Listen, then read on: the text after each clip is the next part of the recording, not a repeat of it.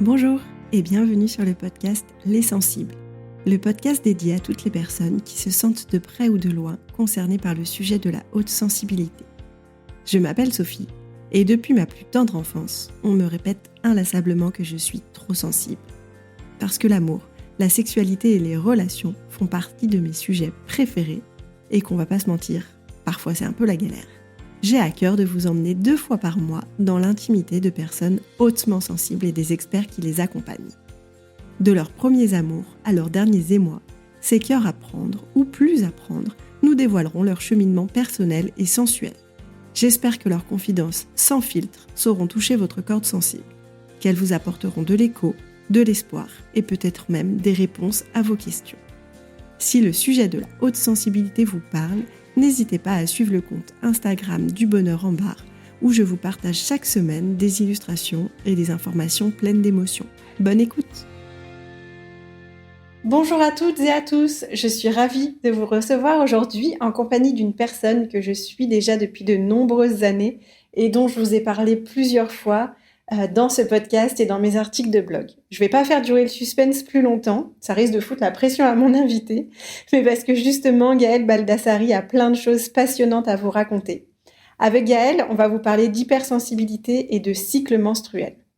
Et je vous assure que la lecture de son livre « Kiffe ton cycle » a eu un réel impact dans mon quotidien. Alors Gaëlle, un grand merci pour ta présence et je vais te laisser te présenter de la manière dont tu le souhaites pour que tous les auditeurs puissent avoir la chance de te connaître. Merci Sophie déjà pour ton accueil et de m'inviter ici, ça me touche beaucoup. Je suis Gaëlle Baldassari, je suis la créatrice de Kiffe ton cycle. Kiffe ton cycle, c'est pas une injonction, c'est une promesse. L'idée, c'est de faire en sorte qu'un maximum de personnes qui vivent le cycle menstruel se sentent bien dans ce qu'elles vivent. Du coup, je sais que tu aimes des fois dire que tu hackes ton cycle menstruel. Comment t'en es arrivée à ce chemin-là, justement? Alors c'est une longue histoire parce que souvent quand on crée une entreprise, c'est pas, à la seconde, on s'est dit: «J'ai une idée», enfin voilà, le mythe du «je me réveille le matin et je sais ce que je vais faire» est quand même assez, bizarre.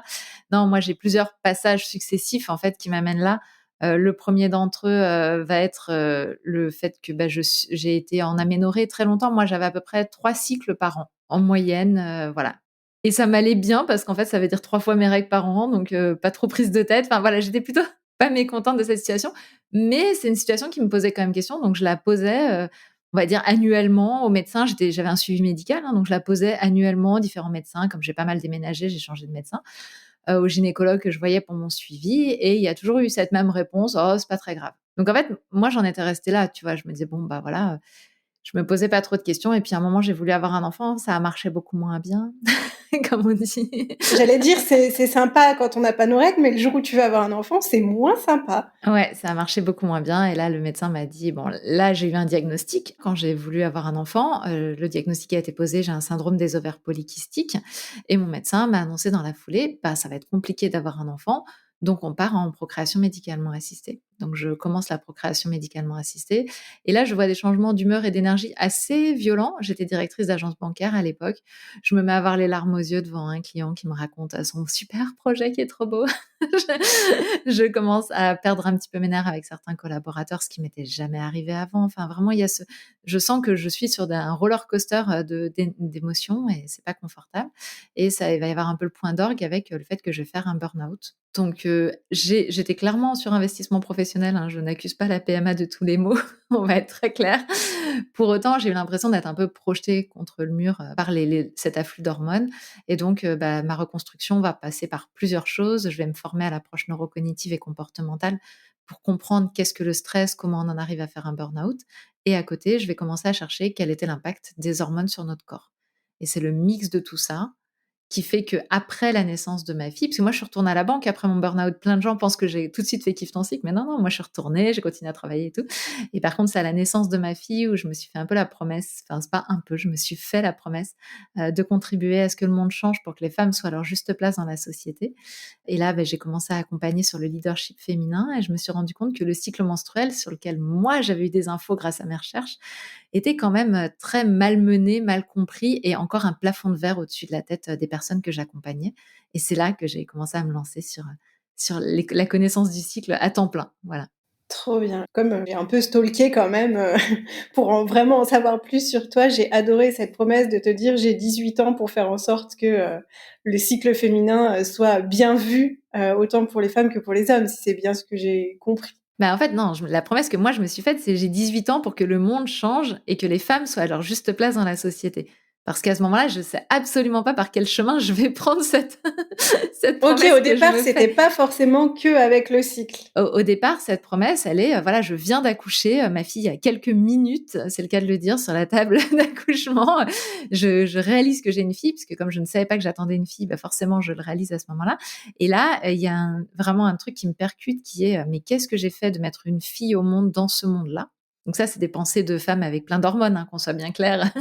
Mais c'est vraiment ça. Et on va dire que la seule façon de m'en sortir et de survivre à cette question à ce moment-là, c'est de me dire: «OK, je vais agir». Et donc la promesse que je me fais sur cette table d'accouchement, c'est: j'ai 18 ans pour que le monde soit mieux pour les femmes, pour que quand elles s'envolent, elles soient dans un autre, monde que celui que je suis en train de vivre actuellement. Ta fille a quel âge aujourd'hui? Alors aujourd'hui, ma fille, elle va avoir 10 ans dans quelques mois là, donc voilà, il reste un peu plus que 8 Donc ans. tu as déjà fait un sacré bout de chemin. Écoute, on y contribue chaque jour en tout cas.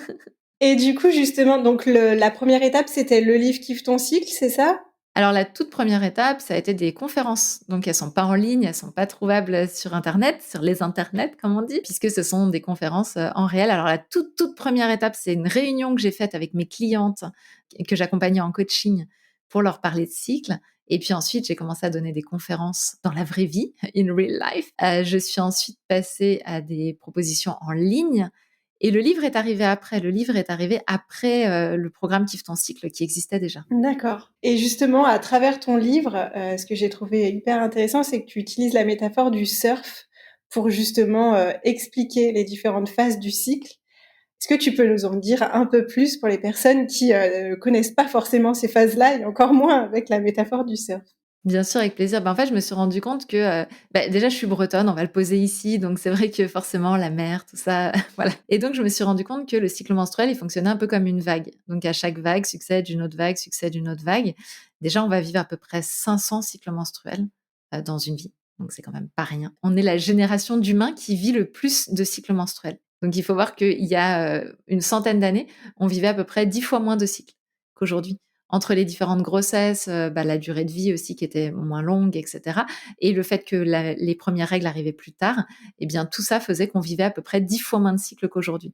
Donc c'est vrai que quand on en vit 50, c'est pas très grave si on les vit pas top. Quand on en vit 500, c'est un petit peu plus compliqué.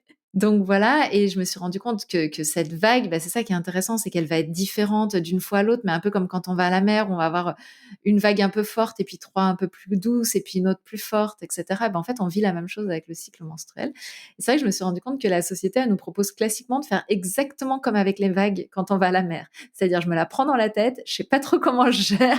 Si elle est pas trop grosse, j'ai de la chance. Si je me suis prise une énorme, je fais un roulé-boulé puis je reprends ma respiration comme je peux et c'est quand même classiquement ce qu'on nous propose de faire avec notre cycle menstruel. Voilà, on nous propose de nous mettre, sur la plage, bien à l'abri et de ne plus toucher la mer, si on a des problèmes avec ça, puisqu'on nous propose directement, des systèmes hormonaux qui vont nous permettre de bloquer le cycle menstruel. De réguler toutes les vagues? Alors c'est même pas réguler, hein, on les bloque, hein, on va se dire les choses parce que moi avant j'étais cool, je disais réguler tout ça. Non, non, on va se dire les choses. Clairement, on te sort de la mer, on te met sur le sable et on te dit, «Bon, voilà, on va gérer. On a stoppé ça tant que tu veux pas d'enfant». Donc pourquoi pas? Je ne suis pas contre la pilule, mais il faut savoir ce que ça fait. Et puis, il y a la 3e proposition qui est celle que j'apporte, qui est de me dire: «Mais finalement, ces vagues, c'est une énergie». Aujourd'hui, tu vois, on est capable de faire de l'électricité avec les vagues, les usines marémotrices et cetera, on est capable. Eh bien, nous, c'est exactement la même chose. Ces vagues, c'est une énergie. Aujourd'hui, on nous apprend à la subir et demain, on peut tout à fait apprendre à faire quelque chose de positif avec. Et c'est là que je me suis dit, en fait, la meilleure façon pour utiliser une vague, c'est bien de la surfer. On va prendre cette énergie, on va jouer avec, on va kiffer parce que le surf, c'est avant tout un kiff. Et je me suis rendu compte que le cycle menstruel, il fonctionne exactement comme une session de surf. C'est-à-dire qu'on va avoir les mêmes étapes dans la session de surf que dans le cycle menstruel et c'est là où, voilà, je trouve ça assez génial de découvrir ça parce que c'est ce qui va nous permettre aussi de nous souvenir de ces différentes étapes. Tu veux que je les présente peut-être, Sophie? J'aimerais bien, Alors, s'il te plaît. et bien, en fait, c'est exactement comme une session de surf. Donc on commence, on est posé sur notre planche. tranquille. Le premier jour du cycle, c'est le premier jour des règles. On est tranquille, apaisé parce qu'en fait, toutes les hormones sont au plus bas. Donc, c'est un moment où on va pouvoir se ressourcer déjà. Ça, c'est hyper important dans notre société. C'est quelque chose qu'on ne sait pas bien faire. Et c'est un moment où le corps nous invite à nous ressourcer. Et puis, c'est le moment aussi de se dire, tiens, comment était ma vague précédente? Comment était mon cycle précédent? Et comment je vais surfer la prochaine vague? Dans quelle direction je vais aller? Où est-ce que je vais aller? C'est le moment de faire le bilan et de prendre des décisions. Et puis, on voit la vague qui arrive derrière et on se met à ramer parce que celle-là, on veut la choper. Et là, on sent que l'énergie remonte. Et c'est grâce aux œstrogènes que l'énergie est en train de remonter. Ça, c'est la remontée d'énergie après les règles. Et c'est le moment où on prend notre élan. Donc moi, j'aime bien dire que c'est la prise d'élan. Et dans cette prise d'élan, ce qui se passe dans notre cycle, c'est qu'effectivement, on a une montée des œstrogènes. Les œstrogènes, ils fonctionnent un peu comme la pédale d'accélérateur du corps.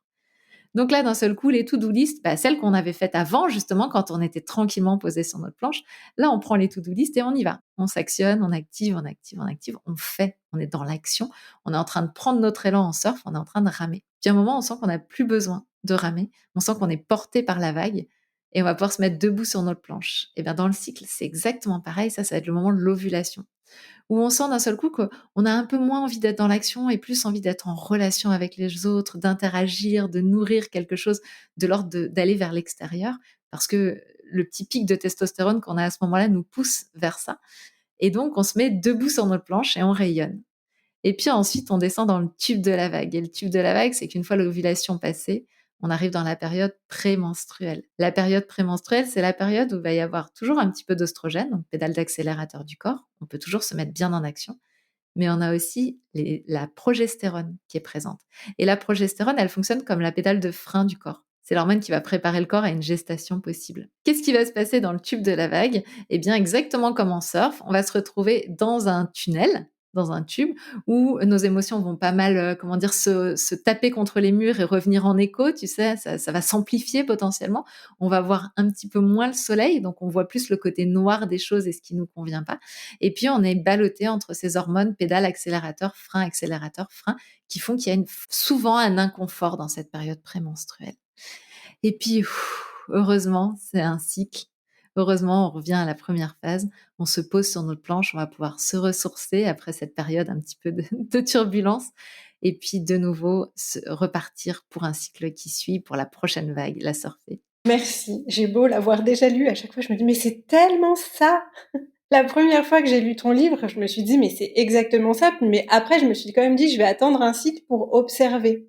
Mais alors moi je suis mathématiquement exactement comme tu dis. Et de le savoir, je trouve que ça facilite tellement les choses pour déjà mieux le vivre, déculpabiliser le côté moi, le syndrome prémenstruel, je l'ai jamais très bien vécu, mais du coup, je culpabilisais d'être dans je le vis pas bien, je vois tout en noir. Et pendant 3-4 jours, c'était la dépression intense. C'est un peu, des fois, toujours la dépression intense. Mais du coup, ouais, ça permet vraiment de poser un peu des mots et puis de s'autoriser à ralentir quand on a ses règles, justement. Alors oui, ce qui est important quand même de préciser quand je présente ça, c'est que du coup, toi, tu vis exactement ça, mais d'autres vivent autre chose. Et ce qui est super intéressant, c'est d'avoir en conscience quand même que là, c'est une caricature que je fais. C'est une caricature, c'est une proposition. La question et l'invitation qui est sous-jacente à cette description-là, c'est et toi, t'es comment pendant ton cycle? C'est quoi tes positions? Est-ce que c'est les mêmes? Est-ce que tu fais le poirier à l'envers sur ta planche? Enfin voilà, et quelles sont tes positions à toi pendant ton cycle menstruel? Parce qu'effectivement, parfois ça colle parfaitement et puis parfois c'est différent en fonction des personnes. Et justement, selon toi, comment on peut utiliser nos émotions pour arriver à se situer dans notre cycle? Déjà en commençant par les observer et à les ramener, au cycle, c'est-à-dire avoir des outils d'observation où on peut noter la période du cycle où on en est et nos émotions. Parce que bien souvent, on va avoir des émotions assez récurrentes, en fait, ce qu'on appelle des patterns, c'est-à-dire des choses qui se renouvellent pendant notre cycle. Sauf que tant qu'on les a pas raccrochés au cycle menstruel, en fait, on est dans l'ignorance totale de ces patterns. Moi, par exemple, j'en avais un qui était très drôle. Alors, comme je disais, j'avais que 3 fois mes règles, dans l'année. Difficile à observer Mais le pattern? ouais, mais alors, pour le coup, ce qui est drôle, c'est que j'avais un collègue qui avait observé le pattern. Alors, il avait aucune idée que c'était en lien avec mon cycle menstruel, hein, clairement. Mais il avait observé que quand je me mettais à tout ranger comme une tornade, mais en mode bulldozer, et que mon bureau se transformait en quelque chose de très, très reluisant, il avait observé que derrière venait une forme de colère, systématiquement. Donc il se dit: «Merde, elle range. Et La voilà, semaine et donc prochaine, ce sera moins sympa». Bah, c'était même pas la semaine prochaine, hein, c'était vraiment le lendemain, tu vois? Ou le soir même et en fait, ce qui est drôle, c'est qu'il me disait parce qu'il connaissait mon conjoint à l'époque et il me disait: «Je vais je vais appeler ton conjoint pour lui dire qu'il va prendre cher ce soir». Et moi, j'avais jamais fait le lien, bien sûr, avec mon cycle menstruel à ce moment-là, mais lui, quelque part, avait déjà repéré un pattern que je n'avais même pas, moi, attrapé finalement. Et du coup, toi, tu conseilles plutôt, moi, je suis plutôt papier, donc journaling ou tracker quotidien. Je connais pas ton avis sur, les applis, par exemple, pour ça. Alors, bah, mon avis sur les applis, en fait, déjà, c'est la première chose, il faut qu'on trouve ce qui nous convient à nous. C'est tellement complexe déjà d'avoir un endroit où on va avoir une routine pour noter, et cetera, que si en plus chacun vient dire: «Oui, alors ça c'est une bonne idée, ça c'en est une mauvaise», lâchons-nous la grappe, faites comme vous faites d'habitude. Donc si l'outil, sur lequel il est ultra facile pour vous de noter, c'est votre téléphone, trouvez une appli clairement, et si l'outil c'est plutôt le papier comme toi, prenez du papier. Moi, j'ai créé les fleurs de cycle qui permettent d'aller noter, tout sur une même feuille. Parce que moi, pour le coup, ce que j'ai du mal, c'est quand il y a plusieurs pages. Donc c'était plus facile pour moi d'avoir tout mon cycle sur une même page et d'avoir créé, des fleurs de cycle avec, plein de durées différentes de cycle. Parce qu'à chaque fois, moi, j'avais des fleurs, de 28 jours et ça m'énervait quand on me donnait un mandala de 28 jours. Enfin, moi, avec mon cycle à la noix. Donc voilà, donc c'est vraiment personnel. Ce que j'ai comme avis sur les applications, j'ai juste envie d'attirer votre attention sur le fait que la plupart des applications, elles sont prédictives. C'est-à-dire qu'elles vont dire: «La période de l'ovulation, c'est ça», en fonction d'un algorithme, qui a calculé quelque chose et en fait, cette prédiction, elle est fausse et surtout, faut juste jamais l'utiliser, pour des raisons de contraception. Voilà, j'entendais encore une jeune influenceuse qui utilisait ça il y a pas très longtemps, et qui disait quand même qu'elle avait avorté de nombreuses fois et voilà, c'est pas étonnant. Parce qu'en fait, cette prédiction, elle est vraiment donc si c'est juste pour voir où est-ce que j'en suis à peu près dans mon cycle, franchement, pas de souci. Moi, je vous conseille plutôt d'apprendre à reconnaître votre période d'ovulation plutôt que d'utiliser, les applications qui, encore une fois, sont prédictives et n'ont aucune idée de la vraie date à laquelle, vous ovulez. Mais par contre, si c'est pour noter, quelques indications, prenez l'outil le plus facile pour vous. Ça peut être dans l'agenda, ça peut être c'est vraiment très, très personnel. Par contre, trouvez un endroit où c'est facile. Parce que bon, les bonnes résolutions qui durent 2 jours et puis en fait, c'est très compliqué parce que j'ai pas l'habitude d'y aller, bah, ça va pas tenir, quoi. Merci pour ce rappel de les applis, c'est pas forcément fiable pour, une méthode de contraception. Bah, ou alors il faut aller vers une appli, comme, Moonly par exemple ou des applis comme ça qui ne sont pas des applis prédictives, qui sont des applications, il y a Natural Cycle par exemple qui est en anglais mais qui est très bien. Il y a Moonly en français qui est très bien développé par 2 Français, top, qui sont des applications qui ne font pas de prédiction sur l'ovulation mais qui aident à repérer l'ovulation. Et qui sont basés sur la température et la glaire cervicale ou pas C'est ça. forcément? Ouais, c'est ça. Alors c'est plutôt sur la température. Enfin, c'est une base de température et plus ça joue effectivement des autres observations. Pour les personnes qui, ne connaissent pas, on appelle ça de la symptothermie et je vous mettrai un lien, où vous pouvez trouver toutes les infos sur la symptothermie. Du coup, on a bien parlé du cycle. Maintenant, comme on va dire que mon sujet de prédilection, c'est un peu l'hypersensibilité, j'aimerais bien, que tu nous dises si pour toi justement, l'hypersensibilité peut, exacerber les symptômes qu'on va ressentir, lors du cycle menstruel. Enfin, s'il y a un lien entre les 2. Alors c'est compliqué parce que moi j'ai du mal à connaître le curseur, qu'est-ce que l'hypersensibilité, qu'est-ce que tout ça? Mais du coup, ce que je vais pouvoir, t'exprimer, c'est que notre cycle nous invite à visiter différents états émotionnels, psychologiques, physiques, énergétiques aussi, enfin d'énergie et donc forcément, comme il nous invite à visiter différents états, on n'est pas la même d'un jour à l'autre et ça peut être très déstabilisant.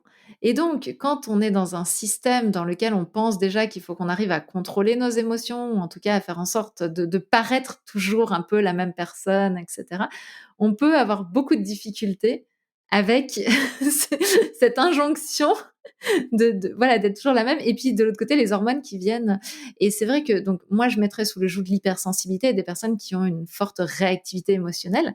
En tout cas, moi, je me sens assez réactive émotionnellement. Mes émotions peuvent venir me cueillir un peu à tout moment et donc sous ce joug-là, effectivement, si on tente d'être toujours la même personne tout le temps, alors qu'on a ce balai hormonal littéralement, on a cette vague, on l'a vu, cette vague qui nous traverse, hormonale, tous les mois, beh, c'est un peu peine perdue. En tout cas, c'est beaucoup d'énergie de perdue.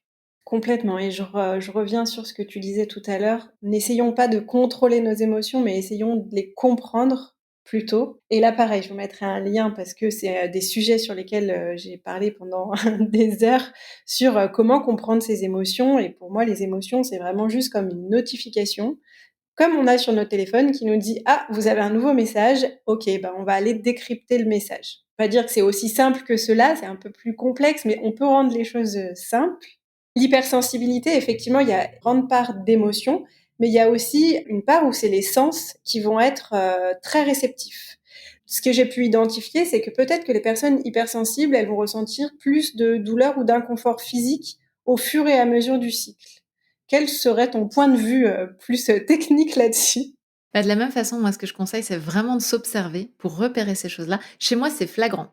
Je vais y avoir une sensibilité, à certains sons, à certaines odeurs, à certains touchés aussi, des ressentis au niveau de la peau qui sont très, très différents en fonction des périodes du cycle et d'ailleurs, ça peut, rendre les choses un peu bizarres pour mon entourage parce que, il y a des choses que je peux vraiment ne pas supporter à certains moments du cycle et finalement, ça passe assez crème à d'autres moments et les gens ont l'impression que je fais du cinéma ou que j'en rajoute ou que je vais faire mon intéressante à certains moments et tout, parce qu'ils disent: «Ouais, mais bon, à la semaine dernière, quasiment la même situation, tu as rien dit et puis là, tu es en train de nous péter une durite parce que tu supportes pas l'odeur».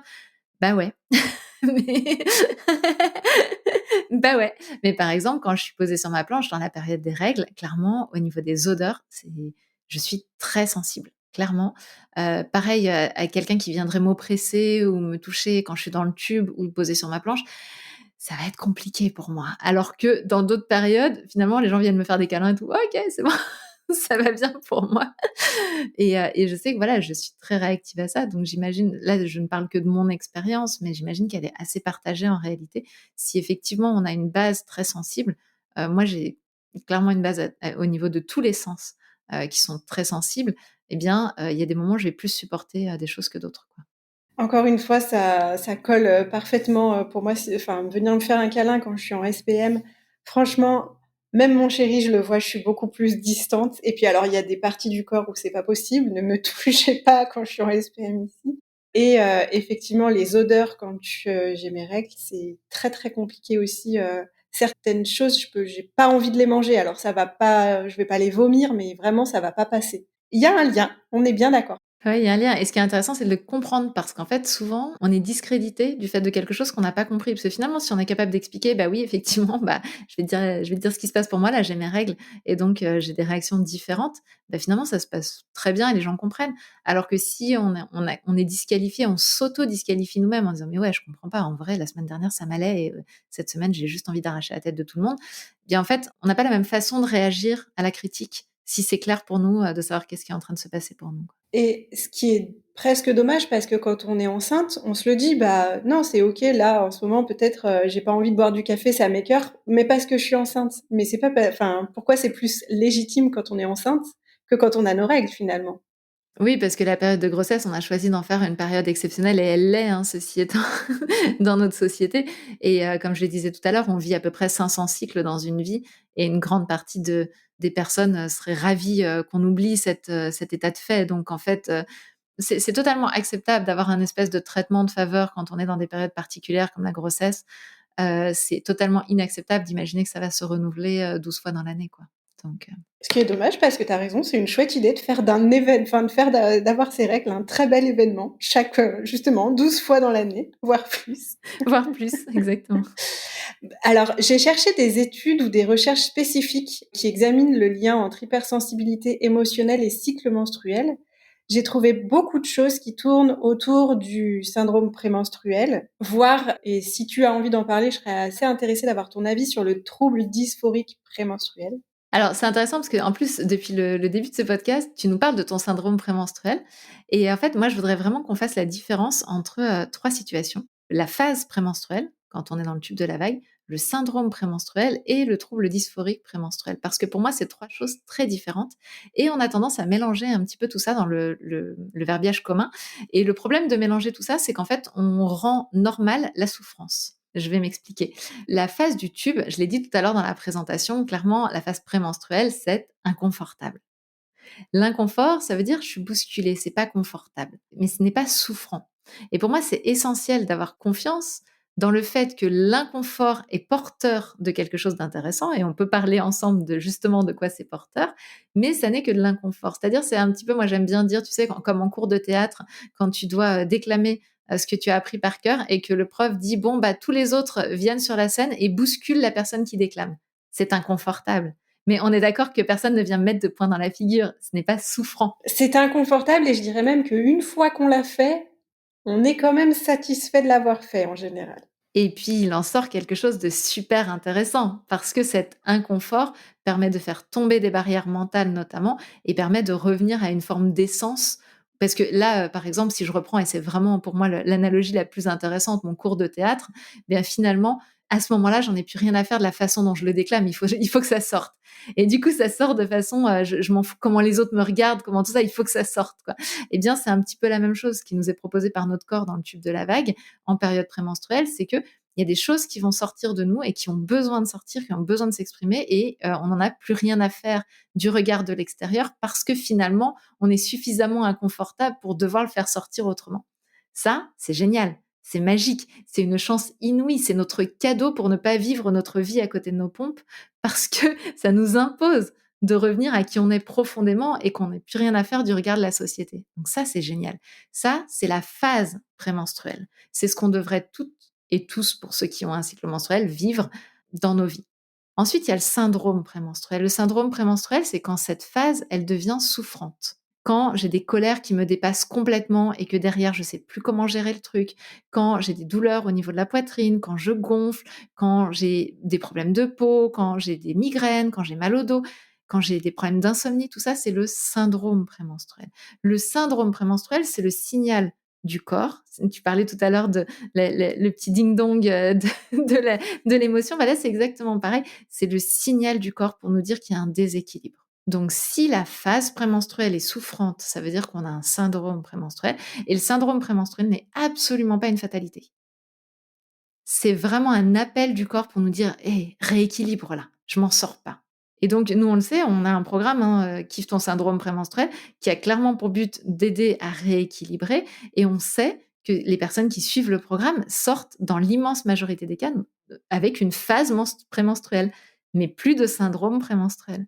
Donc si c'est souffrant, c'est qu'il y a un déséquilibre. Et ensuite, il y a le trouble dysphorique prémenstruel. Le trouble dysphorique prémenstruel, ça se situe au niveau psychologique. Donc, on n'est pas en train de parler des symptômes physiques, ceux-là, ils sont dans le SPM.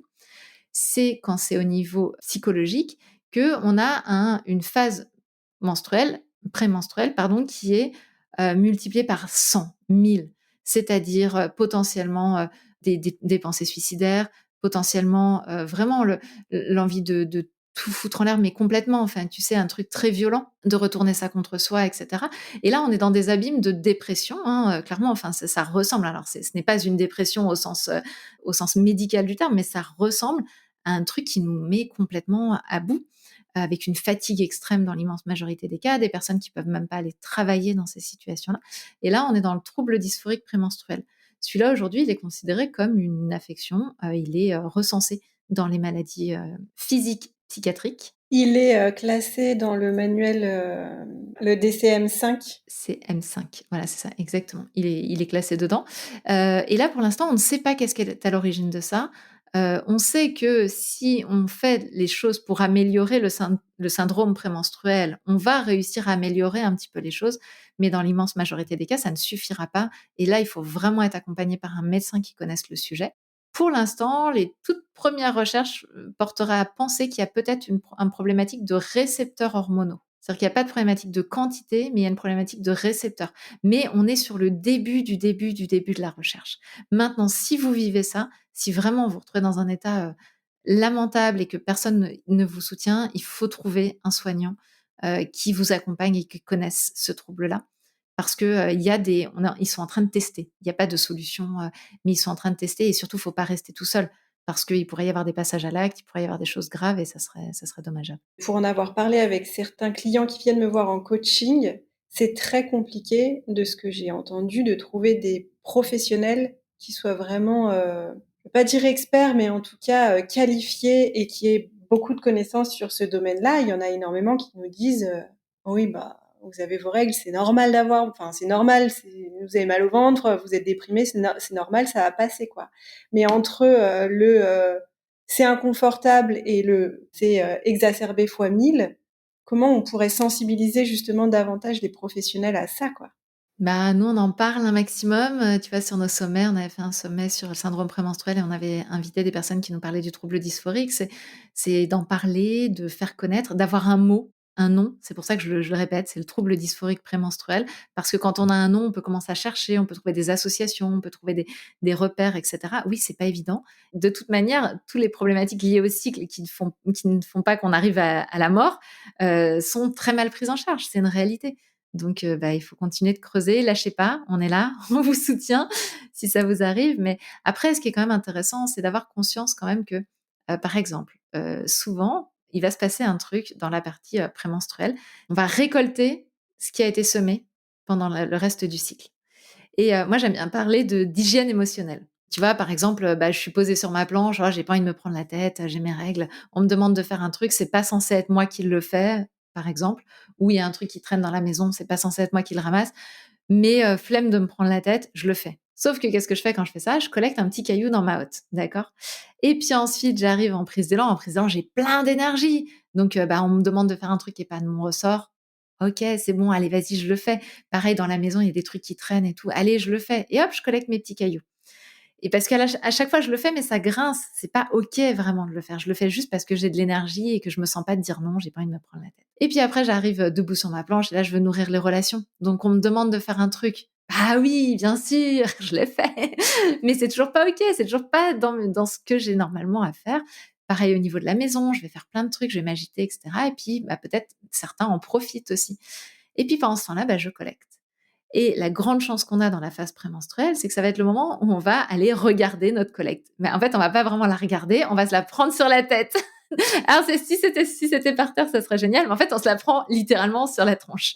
Et donc, on se prend une avalanche de cailloux sur la tête. Et forcément, ça fait mal, ça nous met en colère, et forcément, ça crée de la réactivité. Donc déjà, la première proposition que j'ai envie de vous faire, c'est d'aller voir un petit peu comment vous gérez les émotions tout au long du cycle, quand ça n'est pas chaud. C'est-à-dire que moi, je connais plein de personnes, et je faisais partie de celle-là clairement avant, qui, tant que je gère avec le sourire. Et puis, à un moment, il y a l'explosion. C'est la cocotte minute, en fait. Et ben, en fait, ça fait clairement des phases prémenstruelles très violentes. Parce que la pression est montée tellement fort dans cette hotte où j'ai collecté mes cailloux, qu'au moment où je peux plus supporter, parce qu'en fait, ce qui se passe, c'est un petit peu comme si, à ce moment-là, le corps, il dit: «Bah non, moi, je la porte plus la hotte, donc prends-la toi dans la figure». Et donc si, et c'est ce que j'ai appris à faire maintenant, on est capable de dire les choses au fur et à mesure, et justement en n'étant pas dans des périodes où c'est chaud émotionnellement, où c'est violent, où c'est de la colère, mais je suis capable de poser un nom calme, apaisé, mais franc et clair, eh bien, je vais arriver à la phase prémenstruelle, et ben, ma hotte, elle est beaucoup moins chargée, voire elle est plus du tout chargée. Et là, étrangement, bah, il y a moins de colère. J'adore tes images, c'est tellement parlant. C'est presque la hotte du Père Noël, du coup, mais avec autre chose dedans. Voilà, c'est la version, mais encore une fois, là où il y a une chance énorme, je tiens à le poser, c'est que si on fait comme ça et si les colères sortent à ce moment-là, c'est un cadeau. Parce que si on ne se déchargeait pas de cette hotte de temps en temps, et certaines, pour plein de raisons, ne s'autorisent même pas en phase prémenstruelle à s'en décharger, eh bien la hotte se charge, se charge, se charge, et puis à un moment on tombe, on fait une maladie grave, on pète un câble ou je ne sais quoi, mais voilà, et le truc est beaucoup plus violent. Donc il faut quand même voir ces périodes prémenstruelles comme des soupapes. On a tendance à penser que notre corps, il joue, contre nous. «Ah là là, non, c'est pas possible qu'elle arrive encore cette période prémenstruelle», et cetera. Ce qui est dingue, c'est de pas réaliser à quel point il joue dans notre camp, mais complètement à 100. Il est toujours en train d'essayer de faire le mieux pour nous, et donc quand on a effectivement un syndrome prémenstruel, ça veut dire que il est en déséquilibre et qu'il galère. C'est un appel au secours, et pour le trouble dysphorique prémenstruel, on ne sait pas encore qu'est-ce qui sous-tend ça, mais c'est forcément le corps est en train de batailler avec quelque chose pour qu'on soit aussi fatigué, quoi. Quand tu parles de déséquilibre, tu parles de déséquilibre hormonaux ou hormonal, ça dépend s'il y en a plusieurs, ou ça peut être aussi des choses qu'on peut complètement ajuster dans son rythme de vie, peut-être avoir des activités ou des pratiques soit apaisantes, soit défoulantes pour certaines personnes. Comment tu vois les choses? Bah, en fait, c'est effectivement, ce qui est sous-jacent, c'est un déséquilibre hormonal, mais tel que tu as posé la question, on pourrait penser qu'on peut rien y faire, et en fait, il faut savoir que, par exemple, le premier perturbateur endocrinien, c'est notre stress. Mais oui, dans l'immense majorité des cas, il y a trop d'oestrogènes par rapport à la quantité de progestérone, pour plein de raisons possibles, mais en tout cas et c'est pour ça qu'on peut faire quelque chose dessus, parce que l'idée, ça va être de, permettre au corps de mieux éliminer les oestrogènes et de produire peut-être plus de progestérone s'il y en a besoin, puisque dans l'immense majorité des cas, c'est ça. Et donc, il y a effectivement un déséquilibre hormonal, mais qui est sous-tendu par nos activités. Bien sûr qu'on peut avoir une prédisposition biologique à telle ou telle problématique, ce qui est mon cas par exemple avec le SOPK, mais après il y a la façon dont ça va s'exprimer.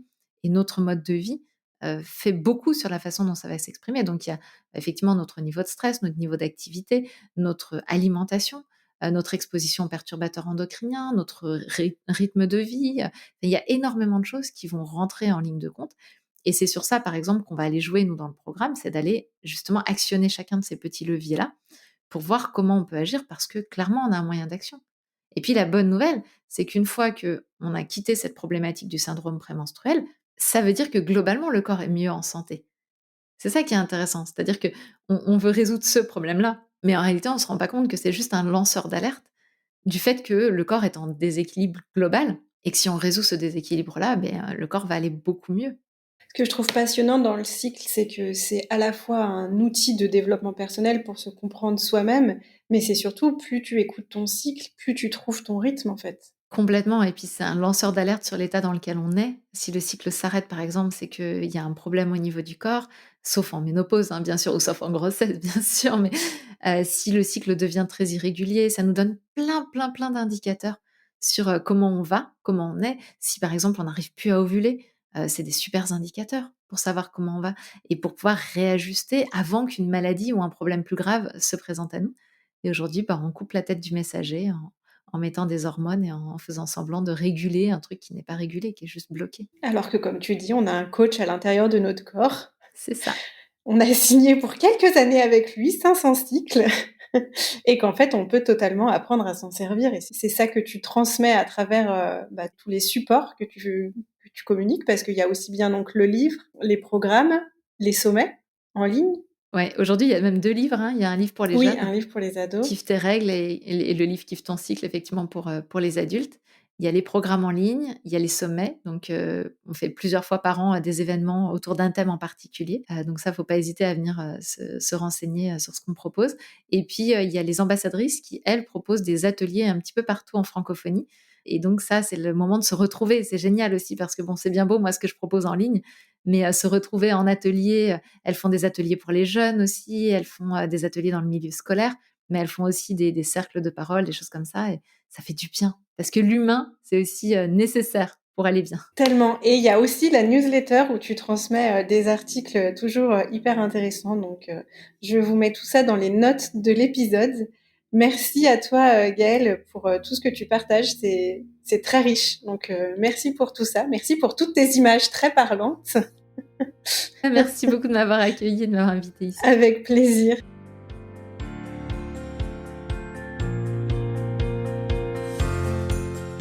Un grand merci à vous pour votre écoute. J'espère que cet épisode vous a plu. Si c'est le cas, n'hésitez pas à le partager autour de vous et à le faire savoir en laissant un commentaire ou 5 étoiles dans votre appli de podcast préféré. Pour recevoir une dose de bonheur en barre chaque semaine, inscrivez-vous à ma newsletter sur mon site dubonheurenbarre.com. Et si vous voulez me soutenir et m'encourager, rendez-vous sur ma page Tipeee. Pas de panique si vous êtes en voiture, en cuisine ou que vous n'avez pas de quoi noter. Vous retrouverez tous les liens dans la description de ce podcast. Et si vous aussi, vous voulez partager votre témoignage sensible, envoyez-moi un mail à sophie@dubonheurenbarre.com en me racontant un bout de votre histoire que j'ai déjà hâte de découvrir. Pour clore cet épisode, je vous souhaite plein de jolies choses. Prenez soin de vous.